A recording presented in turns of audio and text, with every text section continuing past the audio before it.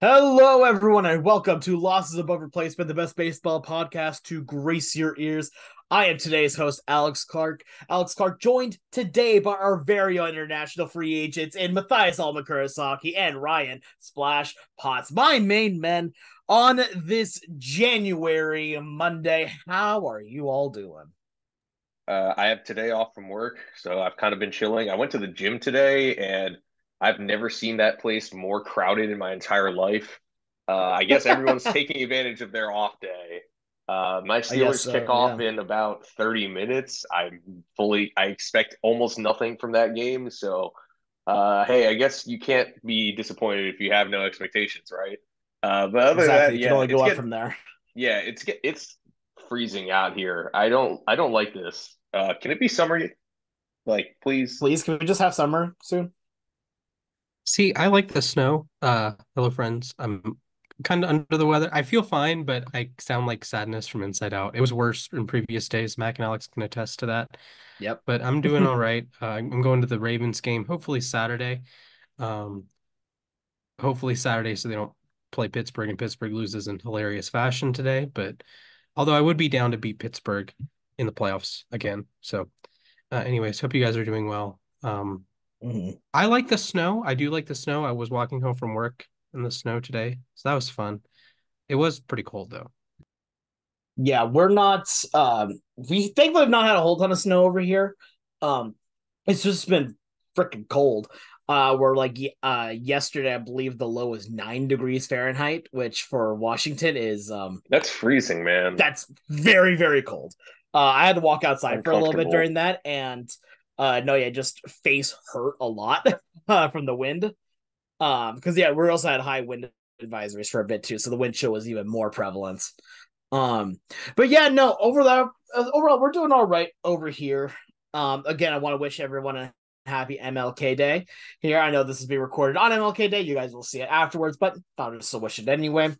But as we get started with today, we want to talk about one of the big signings that we had talked about in a previous podcast, but now it's fully set here. In fact, I believe it was our third word, three words only segment of the previous week, and that is Shota Imanaga is now a member of the Chicago Cubs as he signs his deal. Gentlemen, what are your guys' reaction? Because I know we all picked different places here, but one of us, I believe, got us right on the money here. So, Splash, how about you get it started?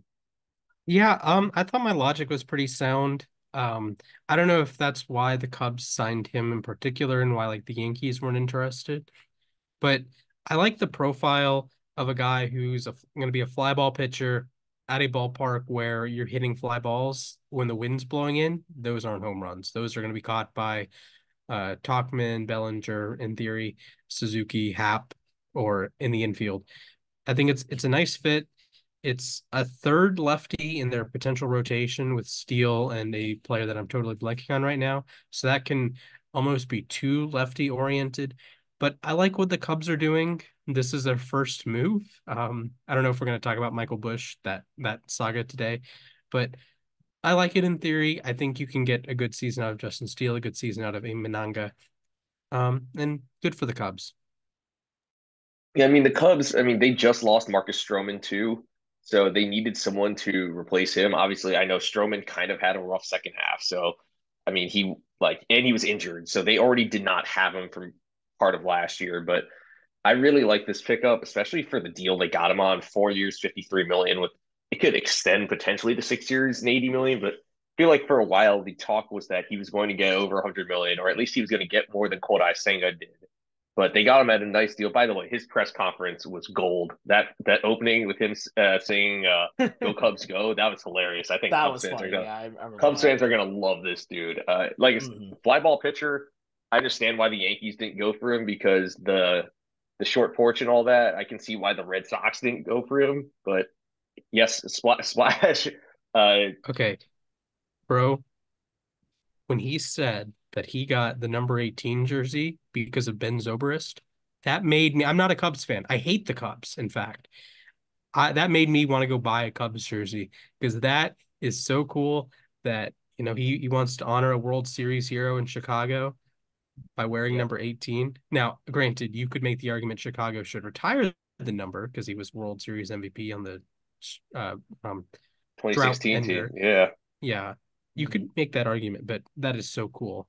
Yeah. That Yeah, is no, very that cool. that is for real. I mean, I think Cubs, like I said, I think Cubs fans are gonna love this dude, and I think he's a solid, probably two or three in that rotation behind Steele. So I think this is a good move for the Cubs, and the NL Central, it's not as weak as it was, say, entering last year, but I think the Cubs have a chance to make some noise, especially with this addition. Yeah, no, definitely. And just to kind of give some of the details on the contract itself here, the deal was actually not that big. It was 4 years, 53 million, which I mean, it's still obviously a lot of money, but not as much as I think a lot of people were thinking It's for. less money than Lucas Giolito's getting by quite a bit. Exactly, yeah. But like I understand that you don't want to pay a whole ton for someone that has not pitched in the MLB, but he's pitched professionally for years. He's a good arm. He's a very good arm. And I think he's going to be an immediate impact on the team. And I think again, yeah, he is the immediate Marcus Stroman replacement. But at the same time, like that shows a lot that the Cubs are willing to try and make the necessary changes to the team because I do think that the if Imanaga is anything like we see like we think he's going to be, that this is an upgrade for the team potentially over Stroman. I'm not going to say guarantee, but potentially because he does have tremendous upside.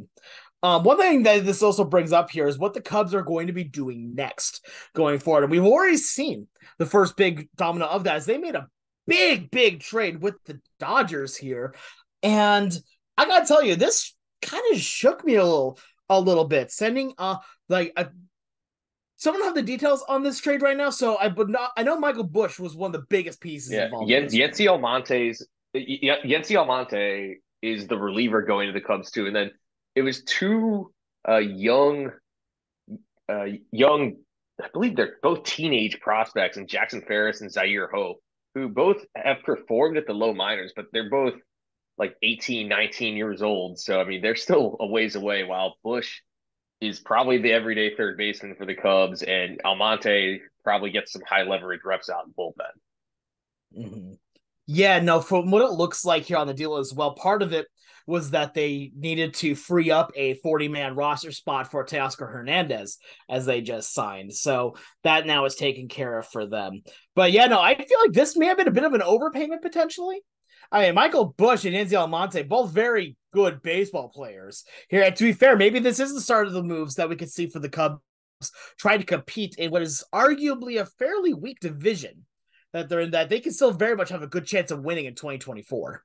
Yeah, the thing is, if I can jump in real quick, is that Yeah, Bush yeah.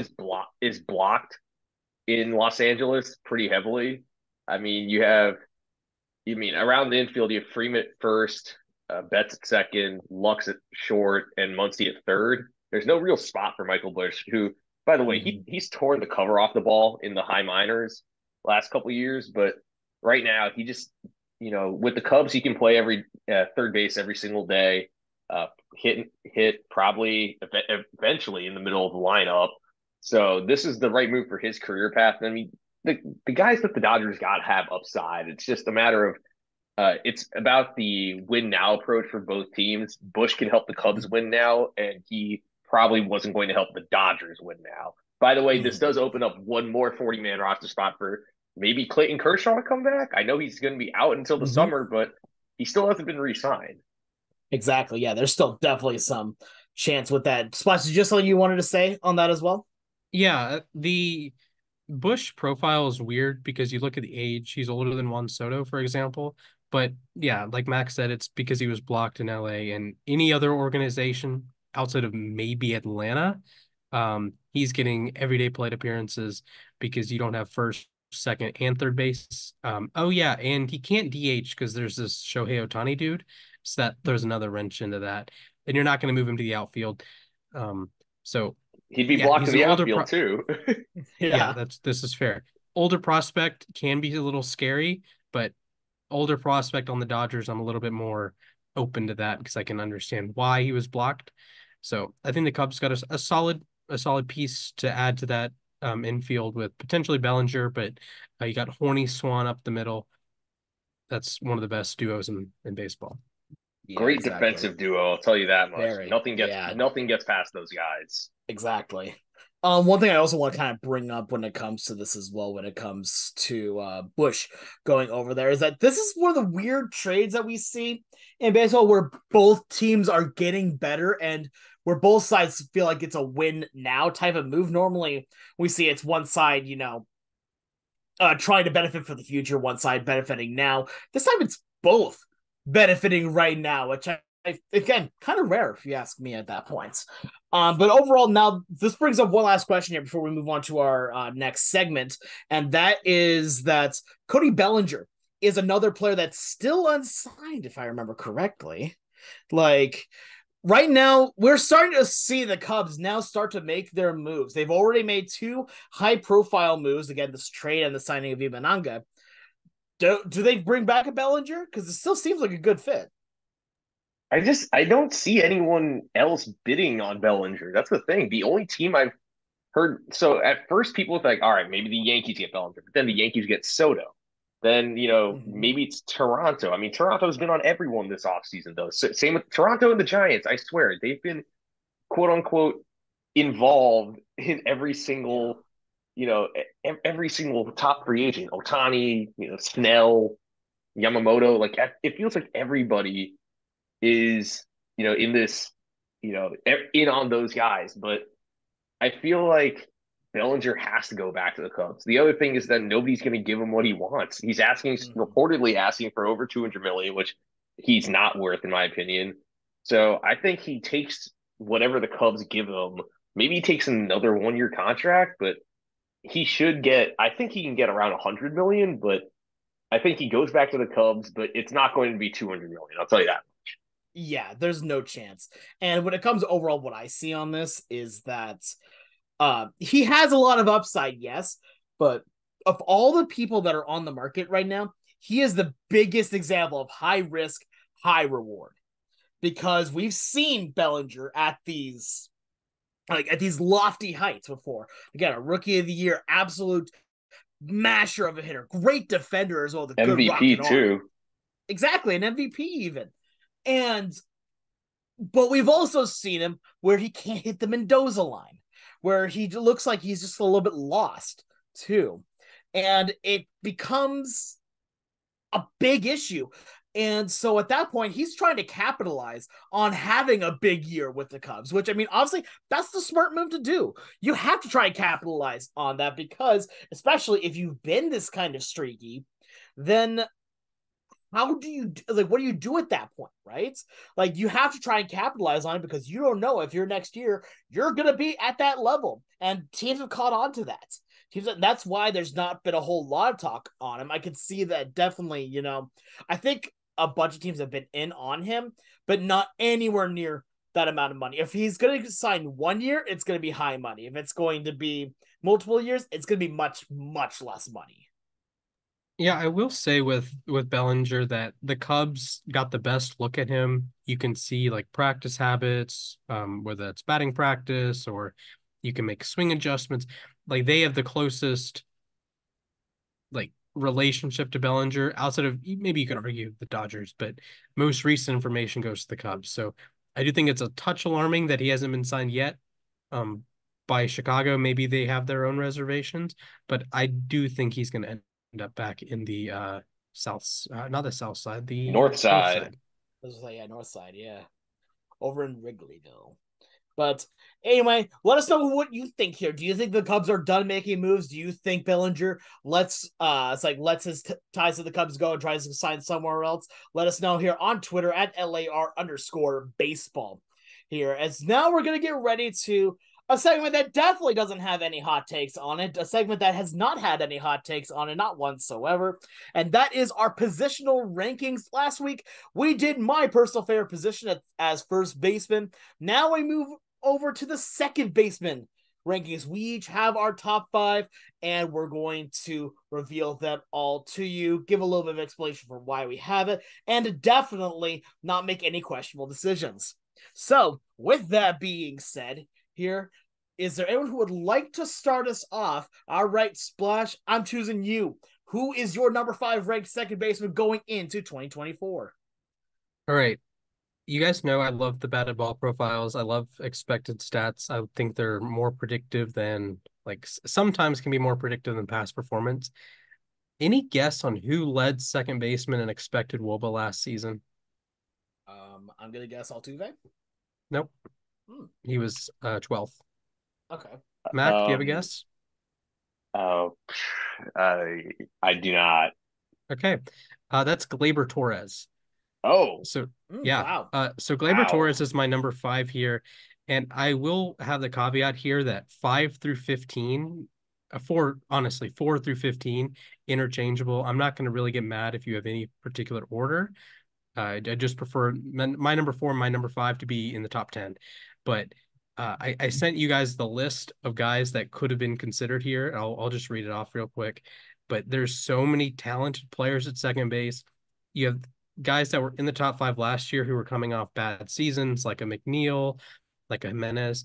You have guys that are ascending back up. You have, a guy in Ketel Marte that was 4th in MVP voting a couple years ago. He's not in my list, and you just have just tons of depth. I can't find the list. You have at least my list 4 to 15 was Gleyber Torres in some order: Gleyber Torres, Brandon Lau, Andres Jimenez, Jorge Polanco, Ozzy Albies, Jeff McNeil, Luis Arias, Nico Horner, Nolan Gorman, Matt McLean potentially, Hassan Kim, Ketel Marte. Again, that doesn't count Edward Julian, who had a great year last year with Minnesota, but I like the batted ball profile Julian. with Gleyber. He's a reasonable enough defensive second baseman, much better than he was at shortstop. And, I think he's going to bring more power to the position than what you generally get out of a second baseman. And there is value to that. It's not like a net zero. And look, I like Luis Arias as much as the next guy, but Luis Arias is not going to be on my list. I think his defense is actively hurting the Marlins, while Torres is like a adequate enough guy. Um, Torres runs a high expected batting average, high expected slug. Both of those are in the 80th percentile or better. Again, a reasonable base runner, a reasonable enough fielder. He's not going to win any gold gloves or anything. Doesn't strike out much. Runs a decent walk rate, decent whiff rate, decent chase percentage. So Faber Torres is my number 5. So I agree with you though that the position is incredibly deep. I mean, this is I feel like last year we had a conversation where it was like there are only 5 guys who could fit into the top 5. But this year, like you said, I mean, there are guys I believe 3 of my top 5 guys from last year are not on my list this year. That being Lau, McNeil, and Jimenez, because all of them had down years. But there's so many big rises. Torres is one of them. Torres is not on my top 5, but who is on my top 5? At number 5, I have Ketel Marte. Marte, I mean, finally stayed healthy. 150 games last year, and he looked like the Ketel Marte that we expect. With first of all, he won NLCS MVP, but also a 10.9% walk rate, only striking out 16.8% of the time, 844 OPS, 128 OPS plus, 25 homers, 26 doubles, 9 triples, 82 RBIs. He just basically did it all. His defense improved. Finally, he's back to playing second base instead of center field, where he was just not good. So he helped the D-backs a lot this year. He's a big reason why they made it to the World Series. So Marte, he's at number 5. And I mean, this guy not too long ago was a top 2 second baseman. So I think if he stays healthy, the Diamondbacks are going to be a threat again this year. I could definitely see that. I think that Marte is on my list. He is not number 5 though. For me, my number 5 guy that I have here is Ozzy Albies. And I think with Albies overall, he's a very interesting case because you know that with him, it's definitely one of those more high risk, high reward type guys. He's very, very good when he is on fire, but also I definitely like to value switch hitters as well. And right now, his expected stats coming in for this next year, not the highest walk rate at only 7.1% expected, but a 16.8% strikeout rate. But what he is extremely good at is getting on base, causing some mayhem on there, and is again one of the best like offensive second baseman in the league. Here again, defense wise, he's not like you brought with Arias, he's not actively hurting the team, but he's also not really helping out. He's a bit more than serviceable, I would say. He's definitely better than just the average. Overall, though, I like Albies right now. My list of 5 is probably going to be a good bit different than your guys. I just have different values on that kind of side. And what kind of edged out Albies over a couple others was the switch hitting aspect to him, as it is such a valuable addition in the MLB to have that going for you. So for me, I got Albies as number 5. See, for me, Albies was just on the cutting edge for me. So I had him at 6. But I definitely see the argument to why he can be the top 5. I mean, he had a huge Yeah. comeback season, hitting over 30 homers.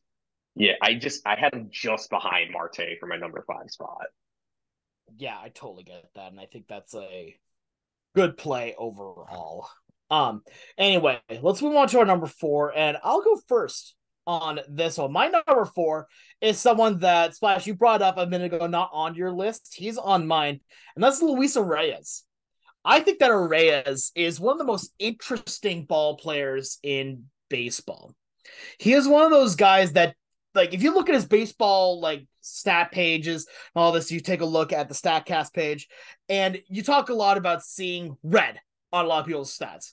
You don't see that on Luis Reyes' page. You see a lot of really bad numbers there, not a whole lot of exit velo, not a whole lot of these other big batted ball rates things. We know what he is extremely good at doing? Getting on base. He is extremely good about not striking out. He is one of the best about just finding the open hole. He is a modern day version of Tony Gwynn in that regard. So I'm not going to say fielding wise because Gwynn was better fielder, obviously. But with Arraez, I think there's something that is so valuable in being able to hit like he does here, because this is, I think, one of the few examples where batting average is one of the best ways to show that how good he is. He's not good at getting the barrel on the ball. No, he is not good about hitting home runs. You know what he's really good at doing, though? Blue base hits, finding the open hole, and getting on first base. Keeping innings going, making the pitchers have to work, wasting pitches on him. And on top of things, he doesn't strike out ever. He just continuously is able to foul off pitches until he gets one that he can at least poke somewhere for a single. That is textbook level of great play. So for me, I couldn't have him off the list. He's number 4.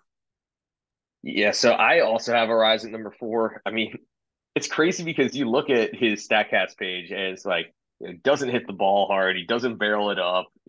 Only average exit velocity, only 88.3 miles per hour, only a 5.7% walk rate. But guess what its expected batting average is? It's still 329. I mean, he hits it where they ain't, like what Exactly. Wee Willie Keeler said back in the day. I mean, his sweet spot percentage though is also in the 100th percentile. But how about a 5.5% strikeout rate? You just do not get that in the modern game, Mm-hmm. and also a whiff rate of only 7.8%. I mean, you don't get that anymore. So Mm-hmm. 203 hits. He's won batting titles in different leagues in consecutive years now. His defense, yes, not good. I mean, negative 13 outs above average is not great. But I feel like he hits so much that I couldn't keep him off of my list. So I have him at number 4. I understand where Splash is coming from with leaving him off because at a position that values defense, he does not play good defense. But I think he hits enough to sort of outweigh the negatives he has in the field. Yeah, I think that's fair. I would have a Rise 7, Ketel Marte 6. Um, I do think with the Rise, the high batting average is fine, but I believe hit below 300 in the second half, and that's most of his on base percentage, right? So he's not going to walk much. He doesn't bring much slug, and you kind of get into a Von Grissom area, and that's not a great spot to be in when you have like a high contact guy that's hitting like 280, 290. Like, okay, whatever. There's some value in that, but if his on base percentage is going to be like 330, he doesn't provide much slug. I have my issues. One guy that does provide slug is Ozzy Albies. He just murders left-handed, or murders left-handed pitching. I read the split wrong. He slashed 391, 406, 617 against righties or against lefties last season as a right-handed hitter.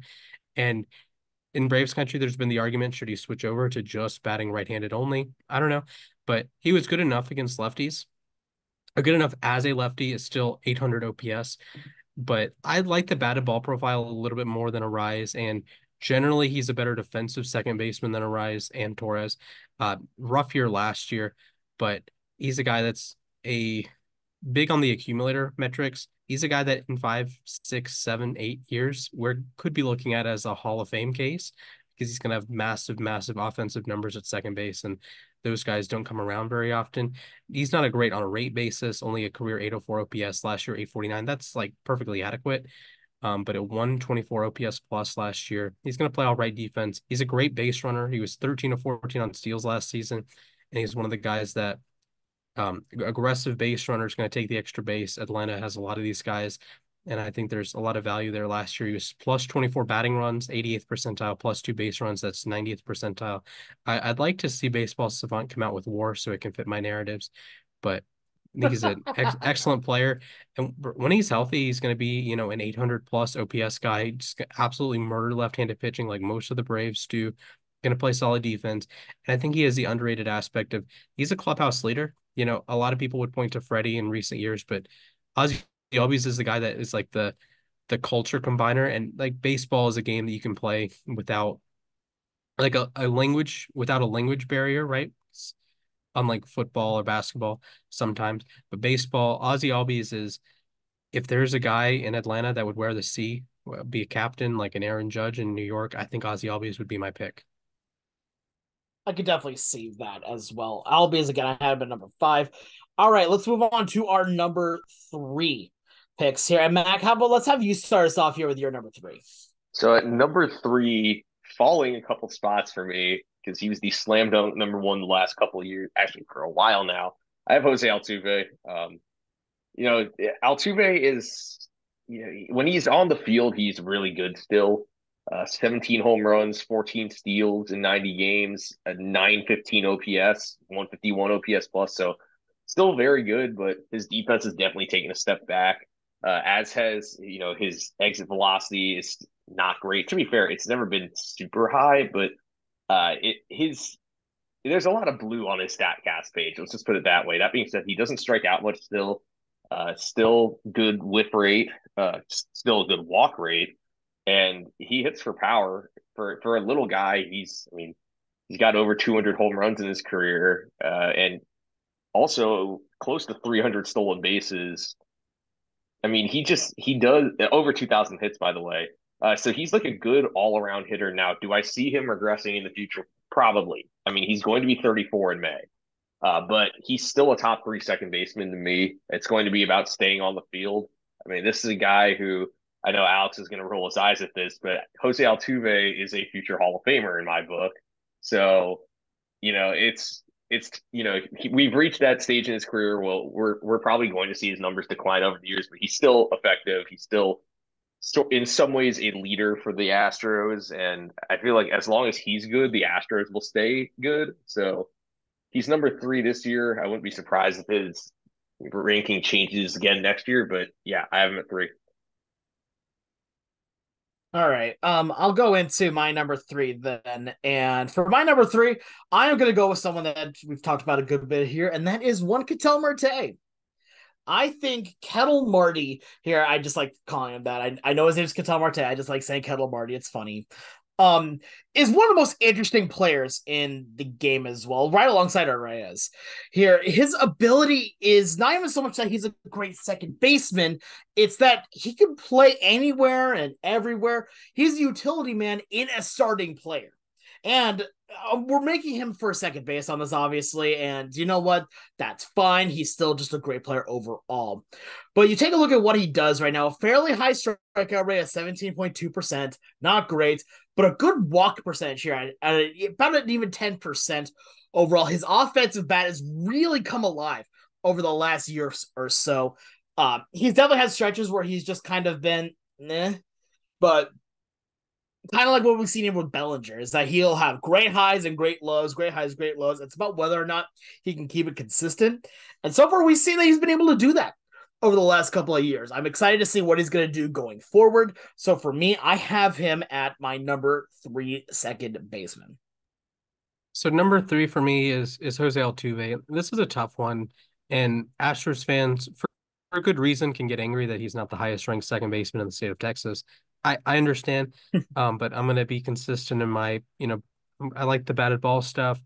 Altuve is a player that generally outperforms his batted ball metrics. So I'm not saying these are perfect by any means. Like 2017, he was 45 points ahead. I'm just going from 2015 on, 47 points ahead, 6 points ahead, 45 points ahead, 11 points ahead, 30 points ahead, -10 in the 2020 season, 25 points ahead, 43 points ahead, 62 points ahead. So I get it. He kind of defies the batted ball logic. And this isn't even like an Arias thing that Arias just dominates, but it's not in the slugging category. Altuve doesn't have a great batted ball profile, and he's not great defensively. And he's not as durable as my number two, and he's not like a Altuve is a future Hall of Famer. I don't think he's a future potential guy on your GOAT team like number one is, although not at second base. But Altuve is, a great player. It's held a 150 OPS plus each of the last two seasons, 900 OPS in general. Brings a lot of power from the second base spot. Not quite as much of an accumulator as Ozzy Albies is because he's missed, chunks and chunks and chunks here and there. But he's a guy that I hope he gets to 3,000 hits. I hope he does. I hope Freddie does. I hope just for the sake of baseball history continuing, I hope Altuve gets to 300 hits or 3,000 hits, 300 home runs, 300 steals. He should get 300 steals next season. But I think it's good for baseball. He also, since Miguel Cabrera retired, he has the highest active batting average of qualified hitters. So Altuve is my number three. And that's fair.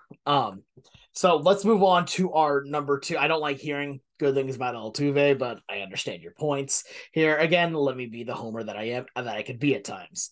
So let's move on to our number two rating. And Splash, you want to go, or do you want like me to? Yeah, I'll move on Yeah, to Splash. Let's hear your number two because I have a feeling I sure. know who it is.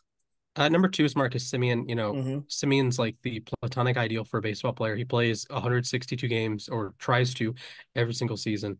I think in his Texas tenure, he's missed one game, right? So he's led the league in games played for the last four non-COVID seasons. The year before that, he played 159 games. He played 159 games in 2016. Just a stud from that perspective. He set the all-time record for plate appearances taken in a season combining regular season and playoffs last year. It led the AL in runs and hits. Like Altuve, the batted ball profile is not all that spectacular. They're very similar last year. 60th percentile expected WOBA, 62nd percentile expected batting average. He's a guy that for his career is outperformed by about 13 points. That's fine. He doesn't walk a ton. It's better than average. He doesn't strike out much, which is great. A lot of sweet spots, but he's an excellent defensive player. It's tough to say he's the best because guys like Andres Jimenez exist and Ha-Seong Kim, who I really wanted to put Ha-Seong Kim number one or really in my top five because I just love Ha-Seong Kim, but the profile is not comparable here. Semien plus 33 batting runs, plus one base running runs, plus 10 fielding runs. Not quite the 25-25 season he had in 2022, but 29 home runs, 14 steals, went kind of ice cold at times in the playoffs, but he had I believe, had a big home run in game five. So he got his World Series moment, at least, if I'm remembering that correctly. But a Marcus Semien's going to play 160 games, stud defensively, a good enough hitter's going to bat lead off for that team, and Corey Seager is going to drive him in 157 million times. I mean, you were talking Yeah. about how his durability. I mean, if you go back the last four non-COVID seasons, he's missed a combined one game over four seasons. And also, I should mention that in those four seasons, he has a combined 28.6 baseball reference WAR. And I remember thinking back to the beginning of the 2022 season when he was in a terrible slump, and we're like, oh my God, what have the Rangers gotten themselves into? Well, I think he's their leader. Like you were talking about with Albies in Atlanta, I think the Rangers, if they were to pick a captain, it'd be Semien. He's a veteran who's also great on the field. He's great off the field. I mean, 16 defensive runs saved, 15 outs above average. He'll give you 29. He hit 29 homers, stole 14 bases. He's a guy you can ask, 25 homers, probably between 10 and 20 steals, around 90 to 100 RBIs every single year. He probably gets you between 6 and 7 wins above replacement. Even like that's just like an average year for him, I think. I mean, even last year with that terrible start, he had 5.7 baseball reference score. So Simeon, he's durable, he's clutch. I really like watching him play. I'm really excited at the player that he's become because I remember he really wasn't a star until 2019 when he broke out with the A's. So Simeon, he's an MVP finalist. It feels like regularly these days. I expect him to be an MVP finalist again next year. And he's my number two just because number one is that good. But yes, Splash. Yeah, I do have this fun fact that he's one of three players since 1985 to be a top three finisher and MVP for three different teams. That's Gary Sheffield, Alex Rodriguez, Marcus Semien. So congratulate. Wow. That's just That's a wild. list right there. Yeah, that is one heck of a list. So you don't really expect Simeon on a list with A-Rod and Gary Sheffield, but that's just how good he's been up the middle. A shortstop, of course, in Oakland, and a second baseman, both Toronto and Texas, but just an excellent, excellent player. Yeah, I want to mention Yeah, this no, real quick. I think maybe it isn't a super high chance, but if he continues playing well for, I don't know, let's say the rest of his contract with the Rangers, there's a non-zero chance I think we could be having the Hall of Fame conversation with Marcus Semien. 100% agree. And yeah, no, I obviously have Sandman at number 2 as well. You take a look at what he has, and just like Splash said, he is what you look for in a baseball player. He's durable, he's a good guy, he's got great ball data. Overall, I think he could be considered for number 1, except feel kind of bad since our number 1 wasn't even a second baseman primary last year. But that's just what happens here overall. He's the best second baseman in the state of Texas. And I really like what you were saying here about how far he has risen since coming with the A's. When he broke out, he was absolutely amazing with them. And then he goes and signs with the Blue Jays and then goes and signs with Texas. I'm not sure if I would say that he would be the captain. I think he would be maybe co-captains alongside Corey Seager. Just because I think both of them together would work well at that. But overall, I mean, you guys basically kind of said it all. He does everything right. Is he absolutely elite? He is elite, but I'm not going to say that he's number 1 because there's someone else at the number 1 position. But I don't think any team in baseball would decline having Marcus Semien on their team. He can play both second and short. He is a good guy. He can hit the ball well. He's one of the best defensive second basemen on top of it as well. So, I mean, there's only really one reason why he's not number 1. And that is because someone who was in the outfield last year moved to second base, and he was already a number 1 outfielder. And that's Mookie Betts. Mookie is just so good. I mean, come on. You look at what he does overall. It's kind of funny. You go on to Fangraphs, right? And look at the second baseman. You take a look on the offensive categories, right? In the offensive war. Of the top 5, right? I'm going to go from 5, 4, 3, 2, 1. Their offensive wars are as follows: 15.4, 16.1, 20.8, 14.5, 36.3. Come on, the dude is a masher at the plate. Doesn't even have that high of a strikeout rate either at 15.9%. Decent walk percentage, 11.8. The dude hits, the dude plays, the dude does everything you need to. He has a WRC plus of 141, according to Fangraphs. The next closest, even in the top 25 to that, is, as I go through here again, is Jose Altuve at 127. Like, what do you want? The one thing that I find interesting with Mookie is not even so much that he's at second base, is that one of his biggest assets is his strong throwing arm. And at second base, you don't need a cannon of an arm as much. You're not throwing as far. You're throwing from second base to first, or maybe turning double plays, or maybe you'll have a throw at the plate. But that's not why they're putting him there. They're putting him there because there's a hole there that needs to be filled. You have the outfielders. You're going to have now the most offensive production from any second baseman in probably recent history. They're now at second base. He is like far and away right now. Also on top of it, defensively wise, he's going to be all right. He's got decent range. It's gonna be interesting to see what he's gonna be when he's playing every day at second base, as opposed to just a few games here and there. Maybe he'll get even better. Who knows? So obviously Marcus Lindbets is my number one second baseman. Thank you for moving off of right field, so we don't even have to have a conversation with Ronald. So that's great.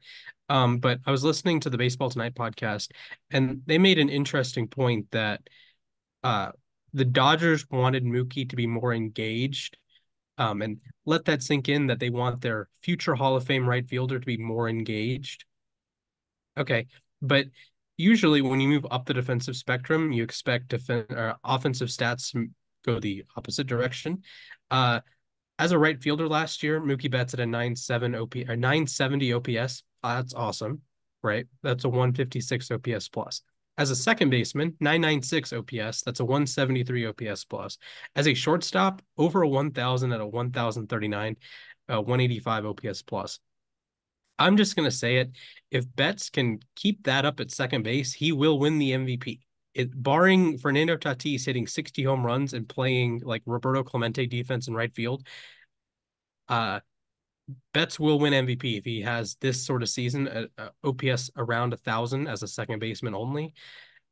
Defensively, he's not quite as good as he used to be. He's obviously on that echelon of Clemente in right field, but I think he's declined in recent years. Maybe he's going to be better in a full-time capacity at second base, but this is a move to put Jason Hayward on the field, who mashes on his side of the platoon and is even better than Betts defensively in right field. Like even if you compare their peaks, potentially even better in right field because he's that guy. But Betts is number one. He's gonna have another monster season batting leadoff for the Dodgers, in all likelihood. So, yeah, MLB at number one. Yeah, it's hard to. I mean, I can't even nitpick a reason why Betts wouldn't be number one. That's the thing is that most other years Betts would have won MVP. It's just it's the same way we're talking about how Ohtani didn't win MVP the year Judge hit 62 homers. It's you had to Acuna had to do something truly historic to beat out Betts for MVP. It's weird because defensively, Baseball Reference says he's above average. Statcast says he's actually a little below average. So I think that, I mean, what more can you ask out of this guy? We were talking about future Hall of Famers. This guy is exactly that, including 100%. a shortened 2020 season. He has 64.5 Baseball Reference WAR over 10 seasons. If you include his debut in 2014, his his Statcast page is literally like all red in the offense side of things. 8.3 Baseball Reference WAR this year, which led all major leaguers. His 162 game average is 8.3 for his career, by the way. Just let that sink in, folks. 900 OPS. This year it was 987, 163 OPS plus. That's his highest mark since his MVP season in 2018. I agree with Splash. I mean, I think I could see a world where Betts wins the NL MVP this year. Only one person, Frank Robinson, has won the MVP award in both leagues. I think there's a chance Betts does it this year. I mean, what is there not to like about this guy? Plus, he's just a great dude off the field too. He's got a great personality. And as someone who is not 6 feet tall, I appreciate that the 5'9" Betts is a future Hall of Famer. So I love watching this guy play. Easily the number one second baseman. And an Yeah, no, elite bowler 100%. too.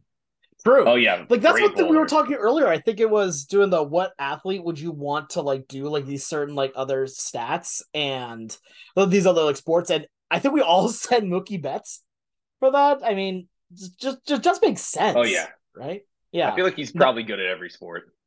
I mean we've seen him play Yeah. basketball and he was like dunking on people too. Like Yeah, pretty sure there's you threw just a a couple football. guys that are just like Michael Harris also bowls and he golfs. And I know a lot of baseball players golf, but Mhm. it's like I would put Betts in like if we had like baseball Olympics and baseball players had to compete in non-baseball events at the Olympics, I think Mookie Betts probably wins the most gold medals, unless it's Yeah, some like Oh yeah, Stone easily. Garrett freak show of a lifter that just dominates lifting categories and wrestling categories and whatnot. But I feel that's like fair. Betts would probably be a great swimmer too. Um, I agree. he's just I could just see an him all being great at around. it. Look, Exactly. there's a Same lot here. of reasons I can hate Mookie Betts, especially because of the 2020 NLCS, but he's just a cool guy. Yeah, he is. He's awesome.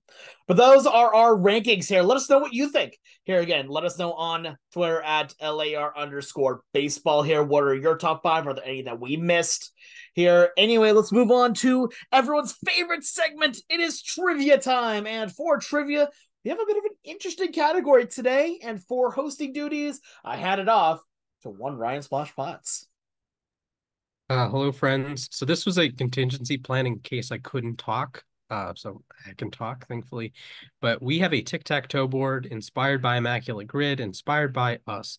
So the goal is to get your cross, like to win the regular tic-tac-toe. If you do not win regular tic-tac-toe, the winner is whoever had the most answers that I also had. So when you're answering, think about what I might have said. Oh.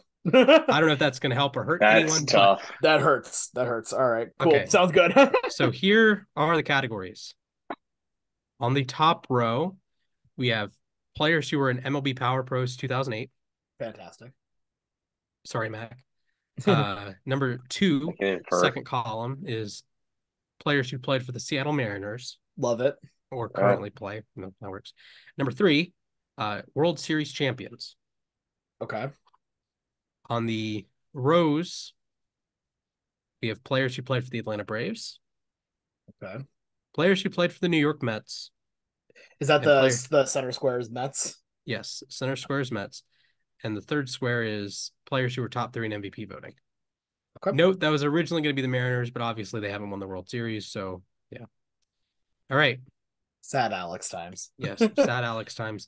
Mac, because your Bozo football team is playing right now, I will give you the honors of going first. Okay. So one of them you said is Mariners Mets, right? Yes. Okay, I'll take the center square then, and I will go with Paul Sewald in the Mariners Mets Okay. square. Okay. I forgot important rule that this was for second base only.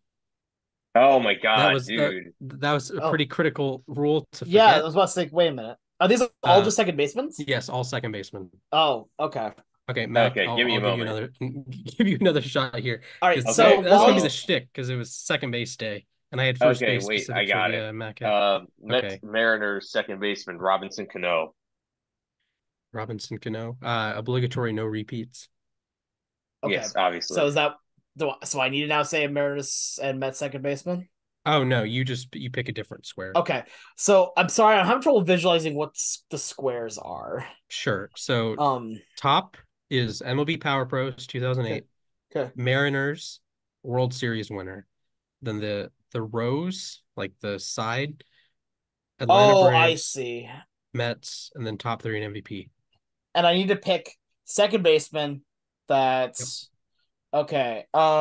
And you don't necessarily have to be like a World Series winner and MVP in the same season, or MVP top three and a MLB Power Pros in the I need same like a season. piece of paper or something to like write this down on because I am. That's Question not about what I was expecting. the But What's up, okay. Power Mac? Pros category. So like, do they had to have Just played for that team in 2008? yes, So like they were on the. yes, Oh, okay, good. That yes. makes it tougher. All right. Okay. Give me a second. I'm drawing this out. Anyway, okay. There we go. Okay, so on the top part we've got Great MLBPPO8. podcasting, by the way. Oh, amazing. So yeah, no, we should have made like a graphic for this or something.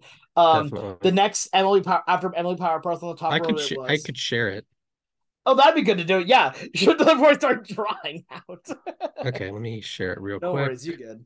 If we had an editor, they'd probably edit this out, Mm-hmm. but I mean, we we could are still. we could. I don't know. Can you guys see? Yes, I can Okay. definitely see it now. This makes a lot more sense. Okay. Okay, so All we right. need Now I get it. a yeah, yeah. So I and we're trying to think of an exact player, right? With all Yes. these. Yes. Okay. And only second baseman. Yep. Okay. Because I was Had about to to say have Atlanta and Seattle was gonna be easy on that one, but no.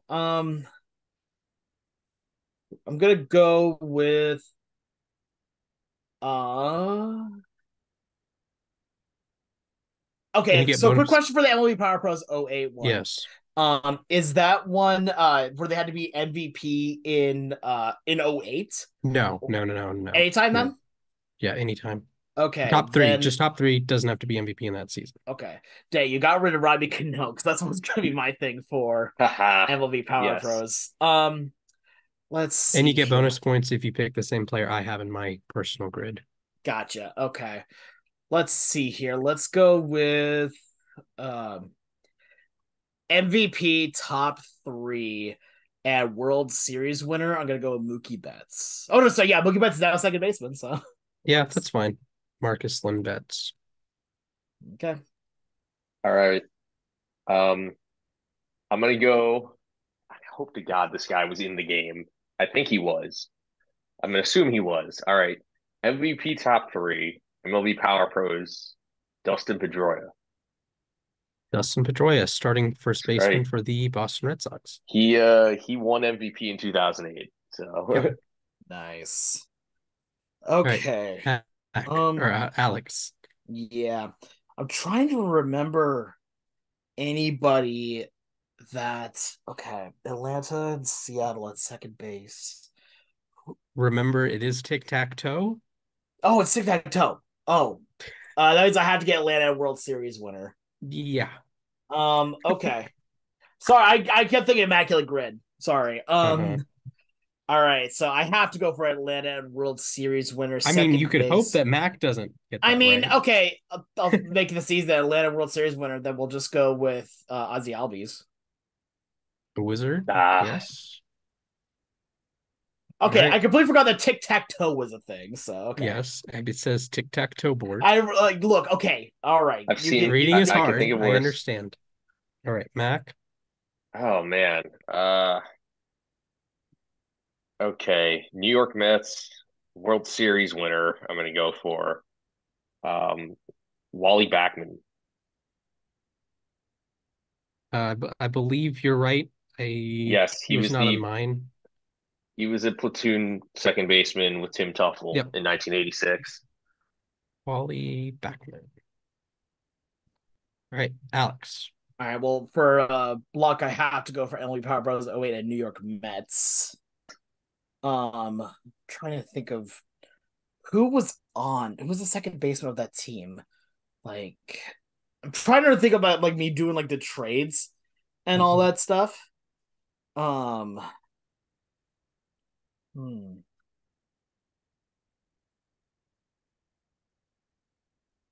Because Jose Reyes was their shortstop. I don't know if he had second base eligibility though. Okay, for Edwin Parpos 2008, if they had second base as a secondary, would that count? Uh, I'd rather not have to check it. That's fair. Um, I'm trying to think of then who was their second baseman back then. Um, the only thing that's coming to my mind is I'm seeing a yellow bar that says Castillo, but I don't know if that's right. I don't know what kind of Castillo that would be.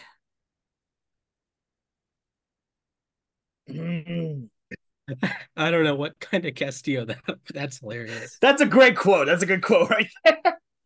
Oh my God, that's amazing. What that quote? Yeah. Yes. Uh, Uh, I, I only know one Castillo. I only know a couple.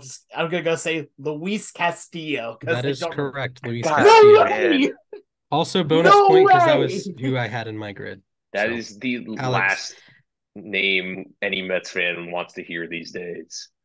Oh my Um, he dropped the gosh! ball. He dropped the exactly. ball. You do, yeah. All right. God, that's a man nobody ever wants to associate with. Uh, All right, Mhm. Mac. You have all three right, squares where am left. I? I Okay. don't think you have a chance of winning, Yeah, you don't have. I got rid of so your you win have score. to get one of my players to tie for bonus What points. in the world? Okay. I will say one of these is easier than the others for I was bonus going point to say purposes. Seattle MVP top three. I believe there's only one possible answer there. Brett Boone. That is a bonus point. Brett Let's Boone. go. Nice. I guess you can win. So, Alex, back to you. I mean, I have to go for Seattle and Atlanta second baseman. I guess you don't have to, I but mean, I have to. The problem is we yeah, can't repeat. You said right? yes, no repeats. Damn, because there's Cano again. But Yeah, I think Cano works for just about every spot. yeah, I know, right? Which Almost, is yeah. dumb. Um, Well, if we like bend the rules a little bit, he would be all of the top or the first row. Yeah, he was third in 2010 MVP voting. I legitimately cannot think of even one person that fits this grid. Um, yeah, I got nothing. Like,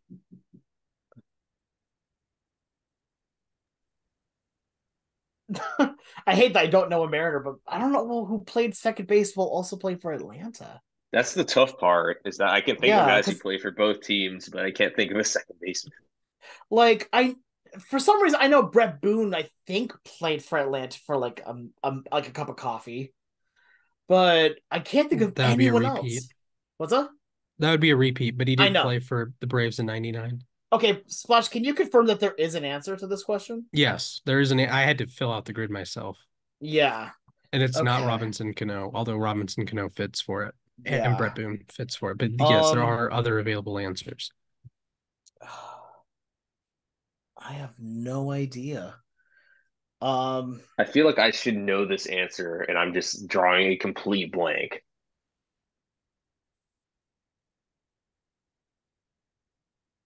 yeah, this is tough.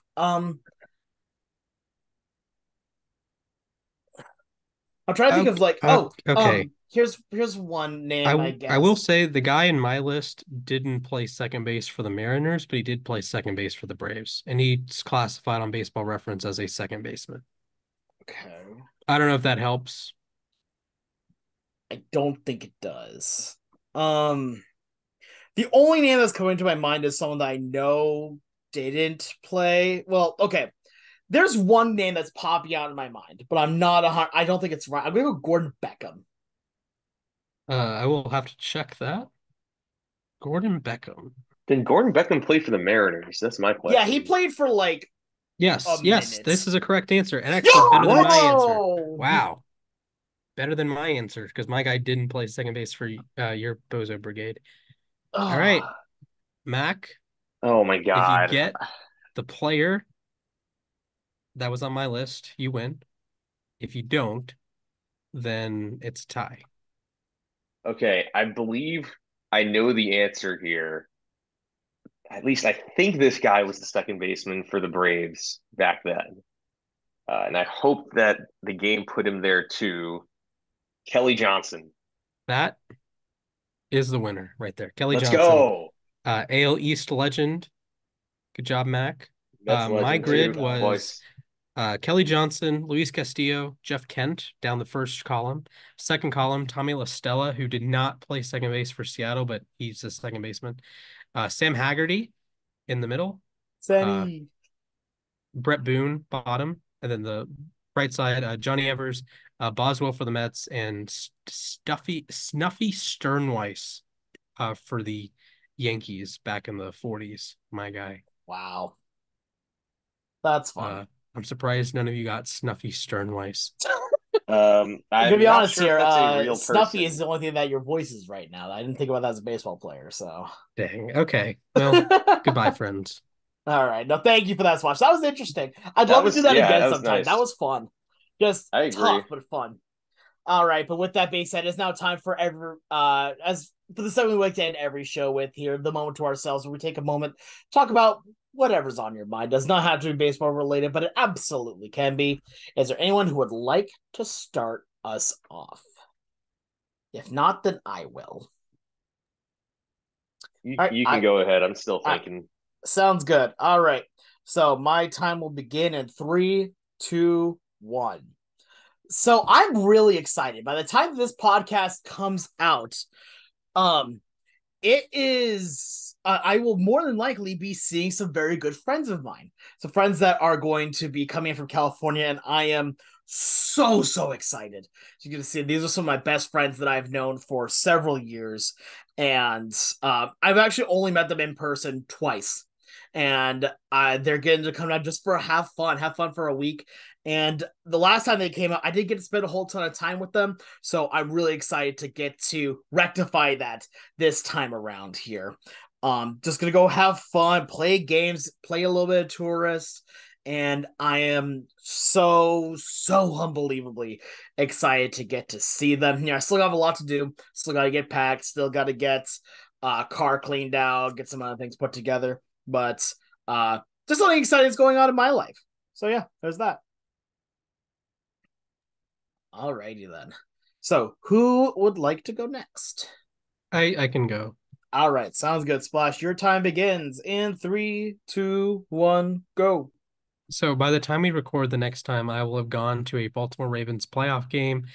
And I just want to throw this out there. I know Dallas Cowboy fans probably aren't listening, but playoff disappointment is such a funny thing. And I will say I've seen both the Ravens and Braves and Red Wings and Cavs win titles. So I guess I come with a different perspective. But winning in the playoffs is just hard, man. And the best team doesn't always win. The best team doesn't always win an individual game, individual round. So you got to keep your head up. And, I find that the best Cavs team I ever saw won one game in the finals, right? The 2017 team. The best Braves team I saw got dumped out of the first round by the Phillies. And the second best Braves team I saw also got dumped out of the first round by the Phillies. The best Ravens team I've seen is probably this year's team, but the 2012 Ravens that actually won the Super Bowl probably get whacked by the 2018, the 2010 team, the 2011 team 100%, the 2014 team, the 2018, 19, 20, 21, and 22 teams, and 2023, of course. So it's just a funny thing. The playoffs are a fickle thing that's not indicative of how good teams are. Right. This is why I'm not a proponent of having the Texas Rangers number one in power rankings, with all due respect to the Rangers. Now, if you've never won a title and you don't have that perspective, I would understand, but it's it's tough, man. So I hope the Ravens win. I hope I can at least look at tickets for the AFC Championship game and put myself in more debt. But playoffs are hard, and I know the Ravens are gonna get roasted, and you're gonna, whoa, did you pay Lamar? And Lamar's a fraud. I get it, but it's just tough to win in January, man. And like Joe Flacco is a horrible playoff performer until he had the crazy run in 2012, and now people were saying, oh well, if he goes on a good run with the Browns, he's a Hall of Famer. The Eli Manning has 8 games. He was a Hall of Fame caliber player, and he's gonna be in the Hall of Fame in a couple of years. 8 total games out of his entire career. He played every game for like almost 2 decades. Like out of the 300 games he played ish, he was elite for 8 of them, but they happened to be 4 consecutive playoff games in '07, 4 consecutive playoff games in 2011. So sorry for going too long, but go Ravens. Yeah, 2.5 minutes. They're like, dude, That could be my worse. what? Yeah, no worries. It's fine, man. It's It's just kind of fine, funny because yeah. like for those that don't know, like I hold up like my fist when because I keep the time at the 1 minute mark, and I was just holding my arm up for like a minute and a half, just like hold Oh, on. that was only half as long as the Otani ran I had the one day. You know you're not wrong. That Anyway, Yeah, well, all right. well, it I is what it is. that could have been like 10 minutes Yeah, legitimately. That could I have been a mean, to whole be fair, that's what segment. our podcast is. It's just ranting, to be fair. Good point. All right, Mac, you ready to go? Yeah, sure. All right, here we go. Three, two, one, go. So I'm sort of going to continue off of what Splash was saying, as I'm currently looking, the Steelers are trailing the Bills 7-0 in the first quarter. And, here's the things that obviously in baseball, I'm a Mets fan. I have seen three, four playoff appearances. We count 2016. I was 6 months old when they made the World Series in 2000. So I don't have much to say there about the playoffs. I've gone to two playoff games. One of them happened to be the night they got eliminated a couple of years ago. And then in basketball, I'm a Knicks fan, which again, there is not much playoff success there. But in football, as a Steelers fan, I almost feel kind of like the way Yankee fans do in baseball, where we have a lot of history, let's just say that much, but they also haven't won a playoff game since I was junior in high school.